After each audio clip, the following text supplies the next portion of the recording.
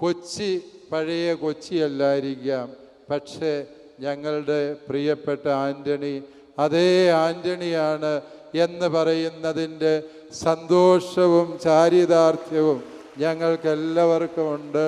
കാരണം സെമിനാരിയിൽ അദ്ദേഹം അസാധാരണ വൈഭവമുള്ള ഒരു സെമിനാരിക്കാരനായിരുന്നു. വളരെ അനുഗ്രഹീതനായ ഒരു ഗായകനായിരുന്നു. ഈ കൊച്ചിയിൽ നിന്ന് തന്നെയുള്ള ലൂക്കച്ചനായിരുന്നു മറ്റൊരു ഗായകൻ.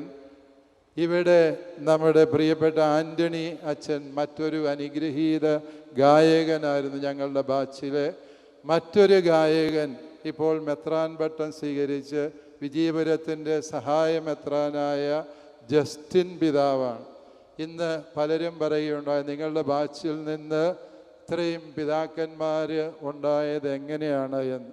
നല്ലവരെല്ലാം ഒരു ബാച്ചിലായത് ഞങ്ങളുടെ കുറ്റമല്ല എന്ന് ഞാൻ അവരോട് പറയുകയുണ്ടായി. ഏതാണെങ്കിലും പ്രിയപ്പെട്ട ആൻ്റണി പിതാവിനെ മനസ്സിലാക്കാൻ ശ്രമിക്കുമ്പോൾ ഞങ്ങൾക്ക് വലിയ സങ്കടമായിരുന്നു.